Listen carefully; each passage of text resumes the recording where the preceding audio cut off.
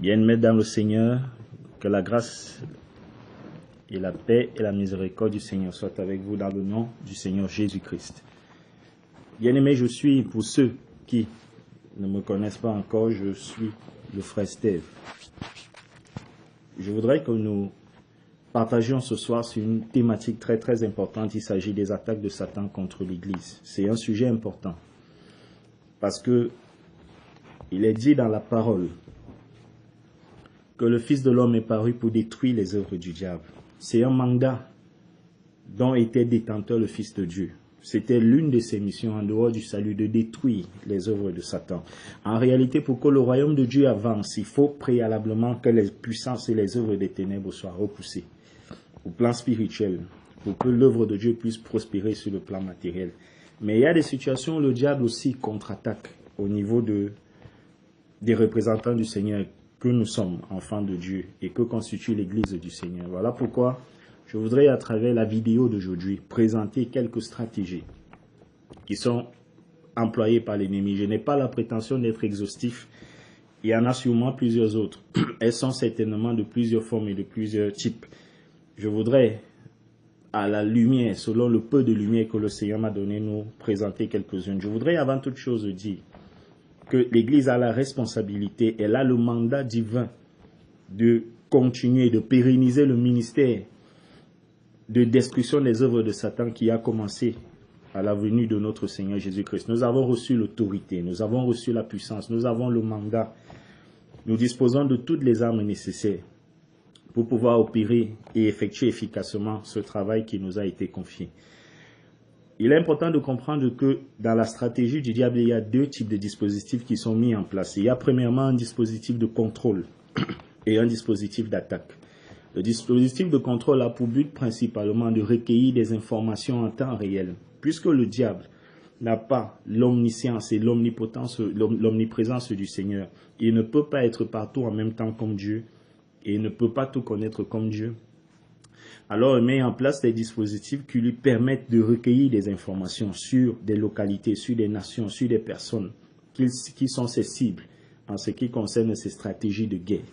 Voilà ce qu'il en est, bien aimé. Il y a des démons de suivi qui sont chargés de suivre les individus. C'est un suivi, une sorte de contrôle personnalisé sur les individus. Il y a des antennes qui sont placées, il y a des miroirs, il y a tout un ensemble de dispositifs. Le but global de tout ceci, c'est le recueillement des informations pour pouvoir s'en servir dans le cadre de l'implémentation des stratégies de Satan par rapport au plan et au dessein qu'il a contre les êtres humains, contre l'Église du Seigneur. Sa cible principale, c'est l'Église du Seigneur. Si tu es un enfant de Dieu, tu es la cible principale de l'ennemi. Et d'une certaine manière, tu es suivi, tu es épié. De près ou de loin, que tu en sois conscient ou pas, dans ton quartier, il y a des dispositifs qui sont mis en place sur le plan spirituel, sur le plan matériel. Ça peut être un individu que l'ennemi va placer à tes côtés dans ton lieu de service, dans ta famille, dans ton quartier, dans ton entourage. Il y a des dispositifs comme ça qui sont placés. Le but, c'est de pouvoir avoir recueilli des informations te concernant, dont ils vont s'en servir. Le but, c'est de pouvoir t'observer, de déceler des faiblesses, de manière à définir quel genre d'attaque serait adapté à ton cas.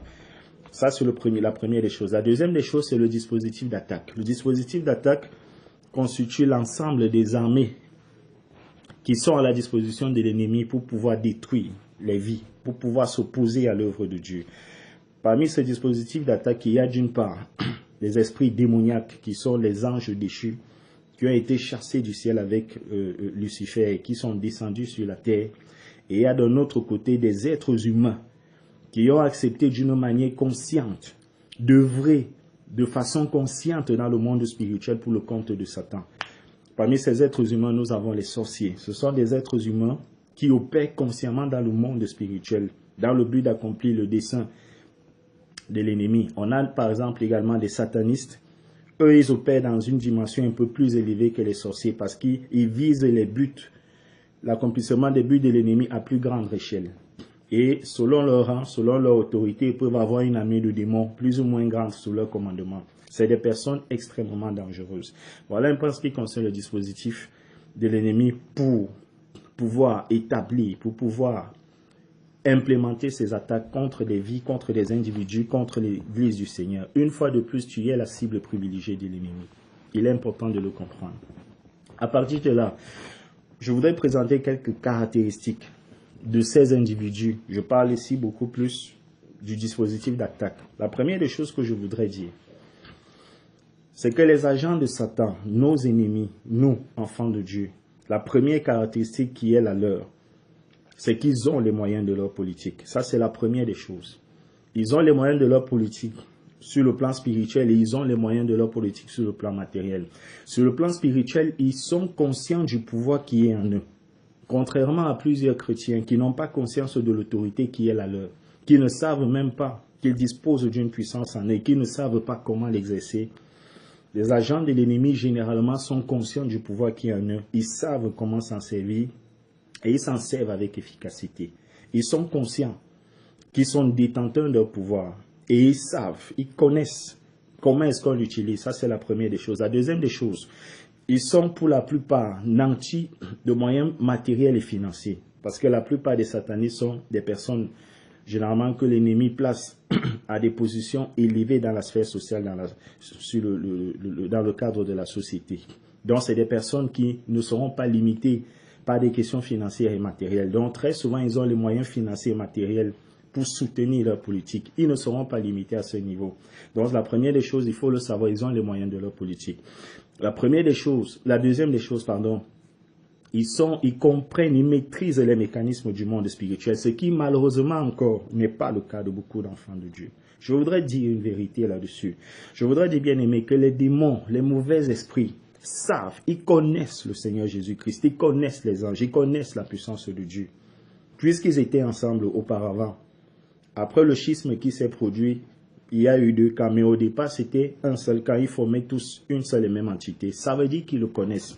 Ils connaissent le Seigneur bien avant nous. Ils connaissent sa puissance bien avant nous. Ils savent, ils connaissent qui est Dieu. Ils connaissent la puissance du Seigneur. Ils connaissent la puissance. Je suis sûr qu'ils connaissent même individuellement certains des anges, puisqu'ils ont été ensemble. Donc, ils connaissent ces réalités que nous connaissons au travers de la parole, au moyen de la foi. Et ils voient cela. Ils ont vécu dans cette dimension. Ils ont vécu dans la présence de Dieu avant d'être chassés. Donc, il est important de le comprendre que les esprits démoniaques connaissent toutes ces réalités spirituelles. Je voudrais encore dire également que même les agents humains de l'ennemi connaissent les réalités spirituelles. Parce que, opérant de façon consciente dans la dimension spirituelle, ils ont certainement, pour certains, été confrontés à un véritable enfant de Dieu. Ils ont vu la puissance à l'œuvre. Bien aimés, les sorciers, les satanistes sont les personnes les mieux placées au monde pour croire en l'évangile. Parce que ces réalités que nous connaissons au travers de l'écriture, eux, ils le vivent, ils le voient, ils l'expérimentent comme à l'œil nu. Mais à cause de la soif de puissance, plusieurs d'entre eux ne se décident à abandonner cette activité que lorsque leur vie se retrouve menacée. Mais tant que les choses vont bien pour leur compte, ils sont assoiffés de pouvoir et persévèrent dans cette voie. Jusqu'à ce qu'on leur pose une condition qui met en danger leur vie. C'est à ce moment-là, généralement, qu'ils recherchent la voie de sortie pour ceux qui parviennent à s'en sortir vivants. Donc, je voudrais dire que c'est des gens qui connaissent la puissance de Dieu. C'est des gens dont certains ont eu à affronter des anges dans un combat direct. Ils ont eu à confronter la puissance de Dieu dans un combat direct. Parce que pour plusieurs enfants de Dieu, il y a des combats qui sont menés par des anges à leur faveur, à leur insu. Par des sorciers qui sortent de leur corps pour attaquer et qui rencontrent ces anges et qui les affrontent dans des combats. Donc, ils connaissent la puissance de Dieu, ils connaissent les mécanismes du monde spirituel, ils connaissent les lois et les principes du monde spirituel. Ils ont l'expérience du combat spirituel. L'Église accuse beaucoup de retard en ce qui concerne les réalités spirituelles. Ces personnes ont de l'avance sur nos bien-aimés dans ce domaine. Ils ont l'expérience du combat, ce qui n'est pas le cas pour plusieurs. Ça, c'est la première des choses en ce qui concerne cette rubrique de la maîtrise du monde spirituel. La deuxième des choses que je voudrais dire dans ce contexte, c'est qu'ils connaissent même la parole de Dieu. La Bible nous démontre que l'ennemi connaît la parole. L'ennemi a tenté le Seigneur qui était la parole incarnée, la parole faite chair. Il a dit à la parole elle-même qu'il est écrit que. Et le Seigneur qui était la parole lui a dit, il est aussi écrit. Le diable connaît la parole. Les agents de l'ennemi étudient la parole dans le but de la contrefaire, dans le but d'introduire des fausses doctrines. Ils étudient la parole dans le but de maîtriser les lois spirituelles établies par Dieu, de manière à maîtriser comment induire le peuple de Dieu en erreur et de manière à les accuser devant Dieu à raison, pour pouvoir obtenir de Dieu l'autorisation de frapper dans un domaine précis de la vie d'un enfant de Dieu ou d'une assemblée. Donc ils étudient la parole et la maîtrisent. Sur le plan de la connaissance, le diable a des millions d'années d'avance sur toi. La Bible, depuis qu'elle est sortie, il la lit certainement, il l'étudie. Tu es venu naître des années plus tard. Il lisait déjà la Bible, il la connaissait déjà. Ses esprits l'étudiaient déjà. Il est en avance sur toi sur le plan de la connaissance. Voilà pourquoi l'homme, par son intelligence, ne peut pas vaincre l'ennemi en ce qui concerne la connaissance de la parole. Il est en retard sur ce plan. La seule personne qui peut te donner d'être en avance, c'est l'auteur de la parole, au moyen de l'Esprit de Dieu qui t'enseigne la parole de Dieu. Voilà pourquoi en ce qui concerne la parole, tu dois être dépendant des enseignements de l'Esprit de Dieu. Parce que par ta connaissance naturelle, tu es en terrain, tu ne peux pas avoir la victoire face à l'ennemi bien-aimé. Il a des millions d'années d'avance sur toi. Tu viens juste de commencer à lire la Bible et à l'étudier. Il la lit depuis. Et il étudie depuis. Ses agents la maîtrisent pour mieux la contrefaire, pour mieux en tordre le sens. Voilà ce qu'il est, voilà ce qu'il est important de comprendre, bien-aimé. Voilà ce qu'il est important de comprendre dans le cadre de cette rubrique. La dernière chose que je voudrais dire en ce qui concerne leurs caractéristiques, c'est qu'ils connaissent très bien les faiblesses et les peurs de l'homme. Les agents de l'ennemi ou les mauvais esprits ne te considéreront pas comme un enfant de Dieu simplement parce que tu parles du Seigneur ou simplement parce que tu marches une Bible à la main. Et ils te regardent et ils voient comme à l'œil nu ta véritable identité spirituelle. C'est un monde bien-aimé, on ne peut pas tricher. C'est un monde bien-aimé où tu ne peux pas cacher tes actions. Tu ne peux pas cacher ta véritable nature. C'est un monde où tout est à nu et à découvert. Ils connaissent ta véritable identité. Ils savent si oui ou non tu es véritablement de Dieu. Ça, c'est la première des choses. Deuxième des choses, parce qu'ils prennent le temps d'étudier avant d'attaquer. Alors, ils connaissent tes habitudes, ils connaissent tes faiblesses. Ils maîtrisent ton fonctionnement. Ils connaissent tes points d'attache. Ils recensent ces choses et c'est par là qu'ils vont œuvrer pour pouvoir t'attaquer avec efficacité. C'est un ennemi patient. C'est un ennemi méticuleux. C'est un ennemi déterminé, ce qui est la chose la plus dangereuse. Ils connaissent ton passé. Ils savent les choses par lesquelles tu es tombé. Les choses dans lesquelles tu es le plus susceptible de tomber. Bien aimé, je présente ces caractéristiques pour illustrer que dans cette bataille, il n'y a pas moyen de vaincre par des moyens naturels.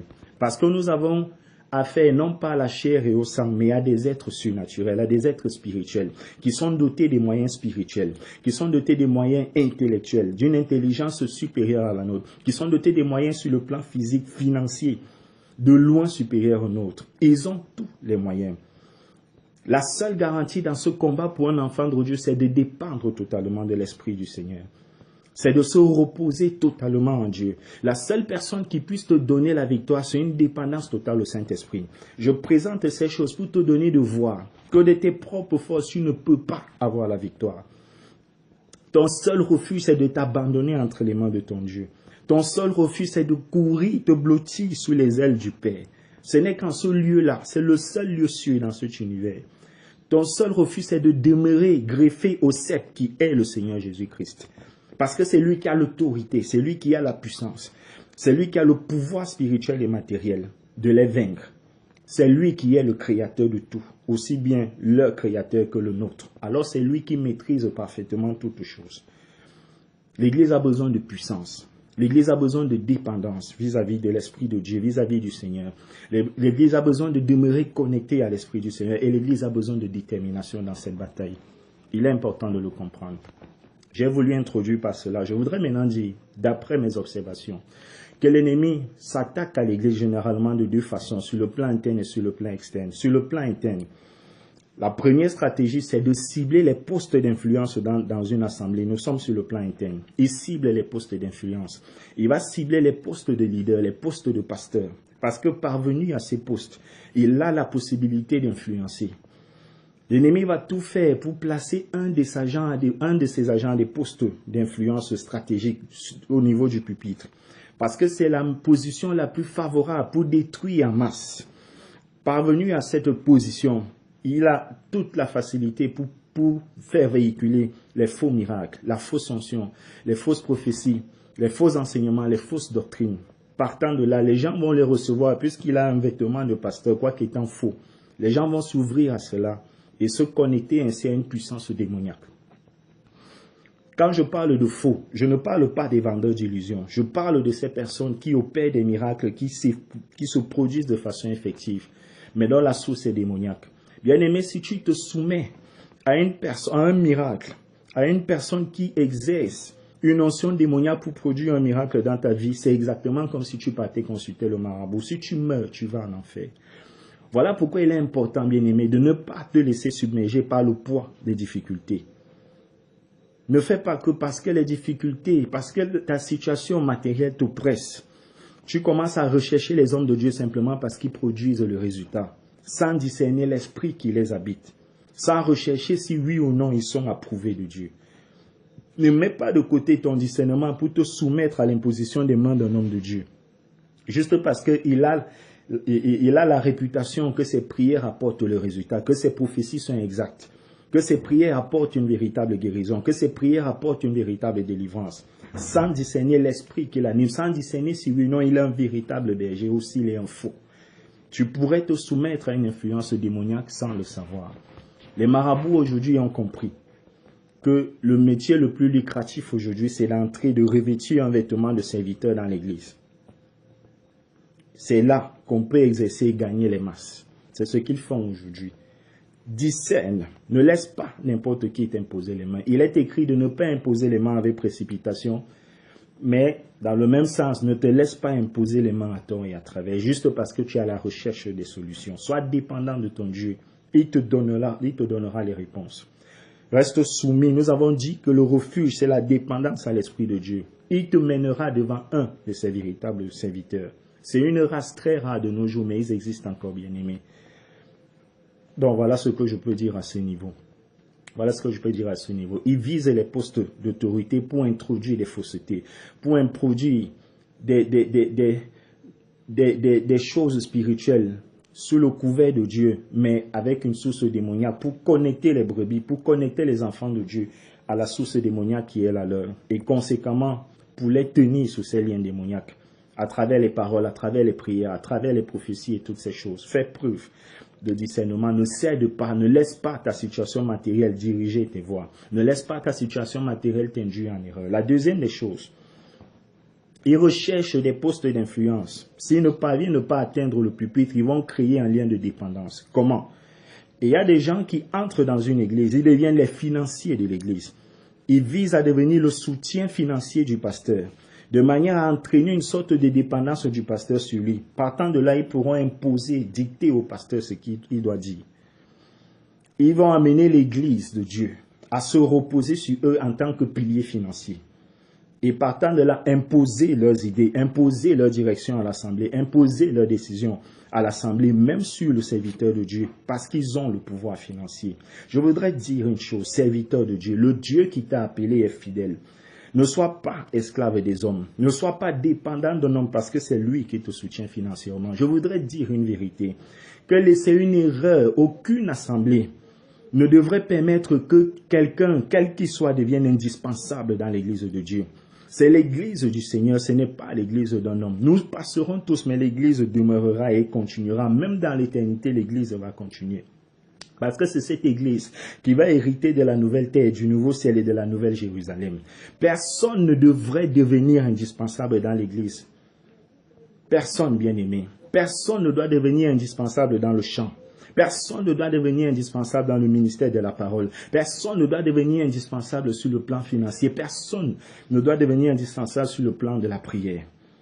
Il ne faudrait pas que parce que quelqu'un a les moyens, il devienne un pilier.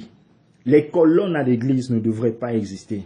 Parce que très souvent, le diable envoie ses agents qui se positionnent comme des colonnes dans des domaines précis. Et partant de là, ils imposent des décisions. Ils imposent des directions contraires à ceux de l'Esprit du Seigneur. Ils imposent au pasteur ce qu'il doit dire.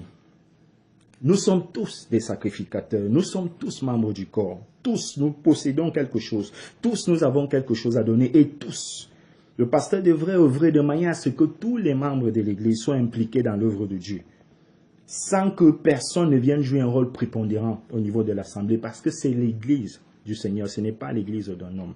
Si un frère s'en va, Dieu va susciter un autre qui va œuvrer, qu'il va utiliser avec la même efficacité. Aucune sœur ne doit devenir dépendante dans les chants, de manière à ce que si elle n'est pas là, le chant n'a pas de sens. Aucun frère ne doit devenir dépendant dans l'enseignement ou la parole.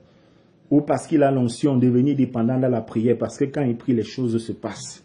Ses prophéties sont exactes. Ou parce que sur le plan financier, ce sont des stratégies, ce sont des portes ouvertes à l'ennemi pour détruire l'Église du Seigneur. Il cherche des postes d'influence. La deuxième des choses, il vise en deuxième position de briser l'unité de l'Église. Je voudrais plaider avec les frères. Il n'y a rien de bon qui peut se faire dans la division. L'Église doit rester unie. L'Église doit rester unie, bien-aimés. Le diable introduit des esprits de commérage, des esprits de calomnie, des esprits de médisance, dans le but de diviser les frères, dans le but de créer des mauvais soupçons, dans le but de créer des frustrations, dans le but de créer de la méfiance entre les membres du corps. Ceux qui se livrent à de tels péchés sont utilisés par l'ennemi. Et la cible, c'est de renverser l'unité de l'Assemblée. L'Église doit demeurer unie. Je voudrais exhorter les uns les autres à faire preuve de tolérance les uns vis-à-vis des autres. Sois tolérant face aux convictions de l'autre lorsqu'ils sont contraires aux tiens. Fais preuve de sagesse lorsque tu as été blessé. Ne porte pas la chose pour raconter cela X, Y. La Bible dit, va voir la personne qui t'a offensé, traiter cela à deux. Si la chose ne suffit pas, implique une troisième personne. Si la chose ne suffit pas, tous les trois, allez voir le pasteur pour que la chose se règle convenablement. Prenons cette habitude. Soyons cléments, soyons tolérants vis-à-vis des erreurs des autres, parce que nous-mêmes, nous faisons encore des erreurs. Nous-mêmes, nous avons encore besoin du pardon de Dieu. Soyons compréhensifs, soyons tolérants vis-à-vis des convictions des autres. N'imposons pas nos opinions. Ne soyons pas frustrés que nos opinions soient rejetées, que nos convictions soient rejetées. Faisons preuve de maturité, bien-aimés. Le Seigneur n'est pas dans la division. La Bible dit que c'est le principe de l'accord spirituel qui soutient l'action de Dieu. Il dit que là où 2 ou 3 sont assemblés à mon nom, je suis là, présent. Là où 2 ou 3 s'accordent pour demander une chose sur la terre, quelle qu'elle soit, je vais donner. Aucune œuvre missionnaire, aucun projet missionnaire ne va prospérer là où il y a la division. Aucun projet matériel, projet de champ communautaire, projet d'activité commune. Rien de tout cela ne va marcher tant que l'Église est divisée. Aucune prière ne peut être efficace, aucune prière collective ne peut prévaloir devant Dieu si elle provient des cœurs de personnes divisées entre elles. La force de l'Église primitive, c'est qu'ils étaient d'un seul cœur et d'une même âme. Le pasteur doit œuvrer à veiller sur l'unité du corps. L'unité du corps, bien-aimé. L'Église doit rester unie. Le diable sait que lorsque les cœurs sont divisés, le terrain est gagné. Tout ce qui sera fait dans un état d'échec. La deuxième cible, c'est l'unité de l'Assemblée. La deuxième cible, c'est l'unité de l'Église. La troisième cible, lorsqu'il a conquis les postes d'influence, lorsqu'il a brisé l'unité de l'Église, le troisième travail, c'est d'attaquer directement les frères. Il va attaquer la santé des frères. Il va attaquer les frères dans les rêves. Il va attaquer les frères dans leurs emplois, dans leurs foyers, les mariages, la division dans les mariages. Il va attaquer à gauche et à droite. Le travail devient facile à ce moment. Voilà généralement comment ils procèdent sur le plan interne. Les frères vont commencer à vivre des oppressions. Ils vont commencer à vivre des attaques directes. Pourquoi? Parce que dans une large mesure, l'Assemblée a cédé, l'Assemblée a coopéré inconsciemment. Frère, si tu es commère, frère, si tu es calomniateur, tu es utilisé comme un moyen pour détruire ton Assemblée. Abandonne cette habitude, c'est le péché. Abandonne cela, bien-aimé, c'est le péché. Donc ce que le diable fera par la suite, c'est d'attaquer. Et là encore, les premières cibles, ce sont les serviteurs. Si le diable ne parvient pas à accéder à des postes d'influence, si l'ennemi ne parvient pas à se constituer comme un pilier dans l'Assemblée pour imposer ses décisions, pour diriger le serviteur, ce qu'il va faire, c'est qu'il va attaquer premièrement les leaders sur le plan spirituel. Peuple de Dieu, priez beaucoup pour vos dirigeants.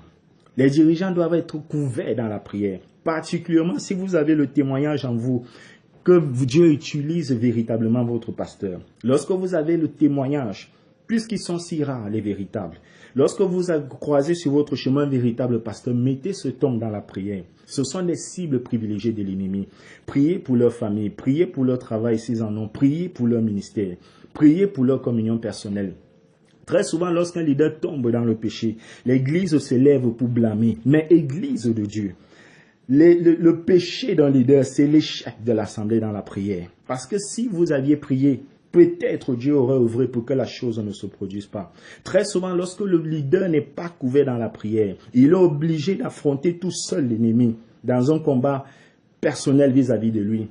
Il affronte les démons qui vous oppressent. Mais lui-même, il doit combattre de front tout seul contre les propres démons qui l'attaquent directement. Ça fait un double travail. L'Église doit couvrir les dirigeants dans la prière.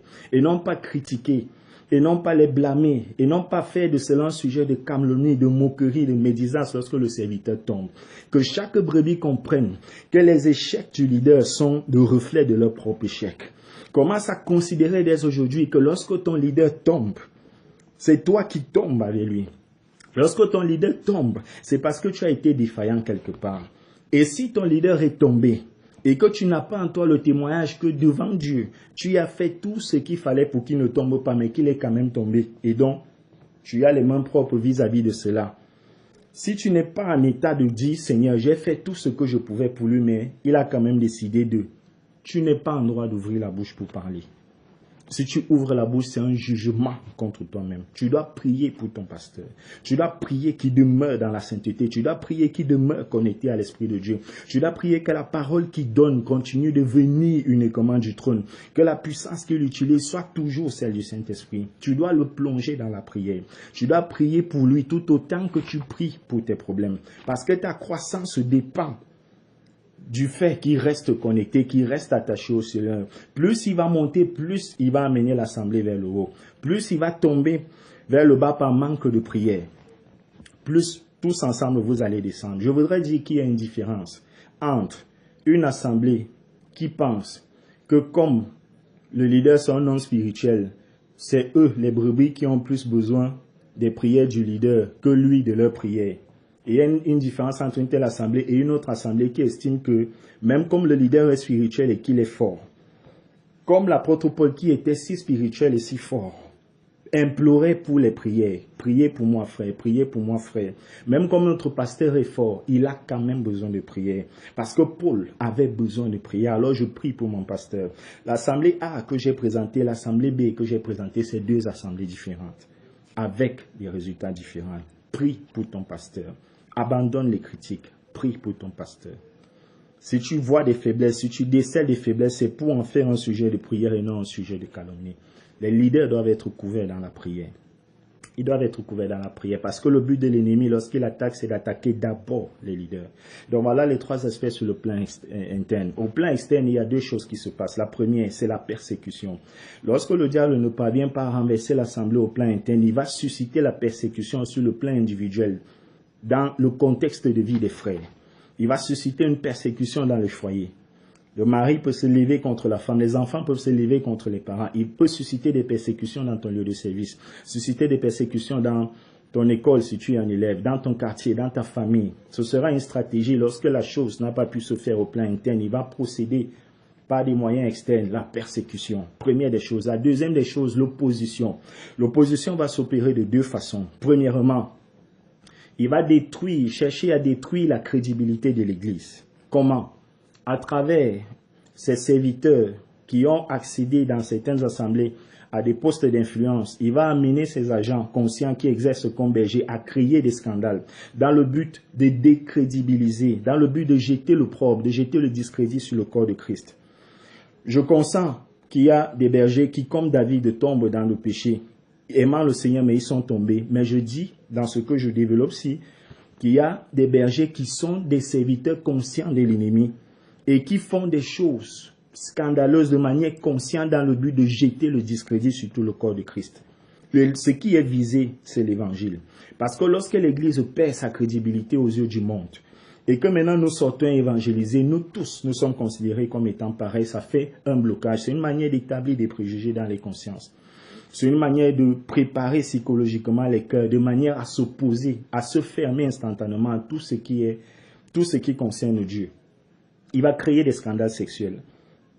Il va créer tout ce qu'on entend, le fait d'oindre des parties qu'il ne faut pas oindre avec de l'huile d'onction. Il va créer des scandales financiers et toutes ces choses, dans ce but précis de donner une image négative de l'Église, de présenter l'Église comme étant une communauté d'arnaqueurs, d'escrocs et toutes ces choses, de briseurs de foyers. Le monde, dans son ignorance, stigmatise l'Église. Pourtant, c'est des stratégies bien montées depuis le monde des ténèbres contre l'Église, de décrédibiliser l'Église, de manière à établir des préjugés dans les consciences pour bloquer, pour empêcher l'Église d'être reçue avec un cœur ouvert, d'une manière réceptive. Tu vas prêcher l'Évangile en entrant dans la maison de quelqu'un, il va t'observer ton comportement avec sa femme parce que tu es étiqueté comme étant un arracheur de femmes. Tu vas venir parler à quelqu'un qui est aisé financièrement, il va te regarder parce que tu es étiqueté comme étant un arnaqueur, un affamé, un escroc. C'est des préjugés qui sont créés d'une manière, c'est une stratégie bien pensée de l'ennemi dans le but de créer des préjugés. Ça, c'est la première des choses. La deuxième des choses, si les préjugés n'ont pas pu être créés, il va créer une opposition directe. Des gens vont se soulever. En réalité, ce qu'il fait beaucoup plus, c'est de travailler les consciences. Lorsque les consciences se sont travaillées ainsi, au travers des préjugés, toutes ces choses que j'explique, maintenant, il va entraîner une action directe des gens. Les gens vont se soulever contre les églises. Les gens vont commencer à dire qu'il faut fermer ces histoires. Les autorités vont commencer à s'intéresser de près dans le but de faire pression pour fermer les assemblées. C'est des stratégies bien montées, bien aimées. Travailler les consciences dans le but de provoquer des soulèvements contre les enfants de Dieu. Dans le but de créer de l'opposition contre les églises du Seigneur. C'est une stratégie bien pensée et bien travaillée. Voilà généralement comment ces choses se passent. Il y a des églises où les autorités vont se lever pour fermer. Il peut commencer à faire circuler des mensonges sur des serviteurs de Dieu, des histoires fausses, dans le but de décrédibiliser l'église de Dieu, justifier ainsi une action répressive des autorités contre les assemblées, de justifier ainsi une action répressive des autorités contre les enfants ou les assemblées du Seigneur, les serviteurs de Dieu. Voilà pourquoi serviteurs de Dieu, il ne suffit pas d'être innocent, il faut faire preuve de sagesse. Ne nous mettons pas dans des situations qui peuvent créer la rumeur. Par exemple, s'enfermer seul à seul avec une femme dans le but de faire du suivi. Tu peux n'avoir véritablement rien fait. Mais parce qu'il y a des agents de Satan qui n'attendent que ce genre de situation, cette situation innocente peut devenir une histoire qui va entacher ta réputation à tort, puisque tu es innocent. À tort. Voilà pourquoi il faut faire preuve de sagesse. Voilà pourquoi il faut agir à la face du monde avec des preuves à l'appui. Il est dit que nous devons être sages, de répondre à chacun de manière à pouvoir rendre compte. D'être lent à parler, d'assaisonner nos paroles de sel. Que nos paroles soient toujours assaisonnées de sel, de manière à pouvoir répondre, de manière à pouvoir rendre compte de nos actions. De manière à ce qu'il y ait des gens qui puissent témoigner de ce que nous disons. Le Seigneur a dit que j'ai prêché en public, je n'ai rien dit de secret. Ils savent, ceux qui m'écoutaient, ce que j'ai dit. Tu peux leur demander, ils te diront. Ils n'avaient pas de base sur laquelle se tenir. Puisque toute la vie du Seigneur était publique, ses miracles étaient publics, ses enseignements étaient publics, sa vie était publique. Ses détracteurs n'avaient pas de base. Tout était public et tout était fait. C'est une sagesse bien-aimée.